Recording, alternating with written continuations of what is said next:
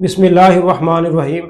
आज हम ईद उल फितर की नमाज की किस तरह नियत करनी है उसके बारे में, और इसके साथ अगर किसी आदमी की ईद की नमाज रह जाए तो फिर वो घर में ईद की नमाज अदा करेगा, और अगर कोई आदमी मस्जिद में लेट पहुंचा के कुछ तकबीरात गुजर गए तो वो अभी किस तरह नमाज अदा करेगा। इन सब चीज़ों के बारे में इंशाल्लाह हम गुफ्तगू करेंगे। अगर किसी भाई को नमाज का तरीका नहीं आता तो ये मैं आई बटन में लिंक दे रहा हूँ, वहां जाकर देख लें, इंशाल्लाह आपको बहुत फायदा होगा, और उसको दोस्तों के साथ भी शेयर करिएगा। शुरू करते हैं ईद उल फितर की नमाज की किस तरह आपने नियत करनी है। 2 रकात नमाज ईद उल फितर वाजिब 6 जायद तकबीरों के साथ पीछे इस इमाम के मुंह में रखाना काबा की तरफ अल्लाहु अकबर। हम अपने इलाकों में देखते हैं कि बहुत ज्यादा ये चीज आम है कि ईदगाह की जगह भी मौजूद है, इसके बावजूद मस्जिद में ईद की नमाज अदा करते हैं। बगैर उज़र के ईद की नमाज मस्जिद में अदा करना मकरूह है। इसमें उलमा इकराम और दीनदार लोगों का तबका इसमें बहुत ज्यादा सुस्ती करते हैं। ईद की नमाज में अगर मुक्तदी की आमद देर में होती हो और उसके साथ उसकी कुछ तकबीरात भी गुजर जाए, इसी तरह अगर उसकी पूरी रकत निकल जाए तो वो भी उसको किस तरह अदा करेगा, नमाज को किस तरह पूरा करेगा।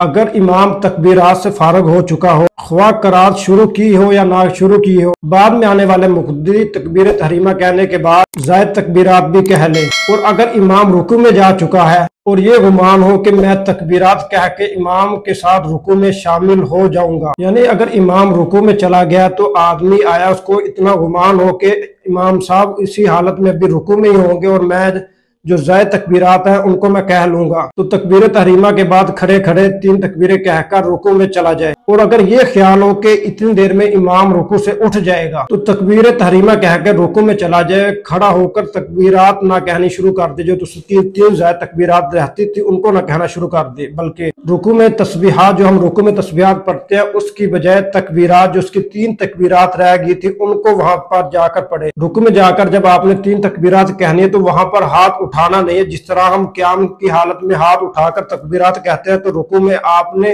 रुकू हुई की हालत में हाथ उठाए बगैर 3 तकबीरात कहनी है। और अगर इसकी तकबीरात अभी पूरी नहीं हुई और इमाम रुकू से उठ गया तो तकबीरात को फौरन छोड़ दे, वहां पर कहता न रहे बल्कि इमाम के साथ मिल जाए, इमाम की पैरवी करे। इसी तरह अगर एक पूरी रकत निकल गई है तो जब इमाम सलाम फेरे तो जो इसकी एक पूरी रकत रह गई है तो उसको अदा करने के लिए फौरन खड़ा हो जाए, तो पहले किरात करे फिर तकबीरें कहे, इसके बाद रुकू की तकबीर कह के रुकू में फिर चला जाए, तो इमाम ईद उल फितर की नमाज दोबारा लुटाएगा या फिर सजदा साफ करेगा। अगर गलती ऐसी हुई है कि जिससे नमाज फासद नहीं होती तो नमाज लुटाने की जरूरत नहीं। फुकाहा ने लिखा है कि अगर ईद की नमाज में मजमा ज्यादा हो तो सजदा साफ ना किया जाए, इससे नमाज में गड़बड़ पैदा हो जाएगी। इसी तरह इमाम ने अगर ईदैन की नमाज में 6 तकबीर या इससे कुछ जायद या कम कह दी, उस इमाम को इसके बाद एहसास हुआ कि मैंने यहाँ पर तकबीरें कम कह दी हैं तो या जायद कह दी हैं, तो अब यहाँ पर नमाज को तोड़ेगा या फिर उसको मुकम्मल अदा करेगा। नमाज के आखिर में सजदा साफ कर लेना चाहिए, ताकि नमाज के आखिर में सजदा साफ कर लिया जाए बशर्ते के लोगों को मालूम हो सके। जैसे कि पिछले मसले में मैंने बयान किया है कि अगर मजमा ज्यादा हो तो वहां पर आदमियों को नहीं पता लगेगा कि ये इमाम साहब ने किस चीज के बारे में तकबीर कही है। यहाँ पर भी अगर मजमा जायद और गड़बड़ होने का अंदेशा हो तो यहाँ पर भी सजदा साफ को अदा नहीं करेगा बल्कि उसे भी छोड़ देगा। इसी तरह हमारे यहाँ एक बहुत ज्यादा रिवाज है, लोग इसको समझते हैं कि ये सुन्नत है, ईद पर एक दूसरे को मिलना, ईद मुबारक कहना,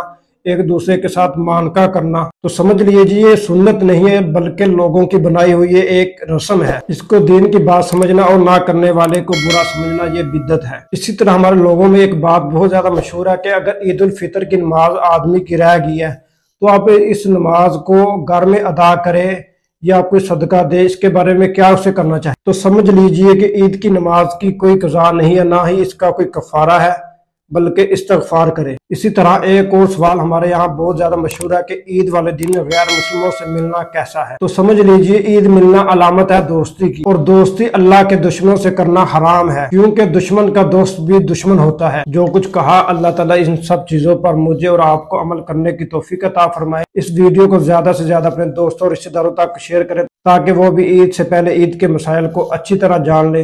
अल्लाह ताला इसको मेरे लिए और आपके लिए नफा बख्श साबित करे। अस्सलाम वालेकुम।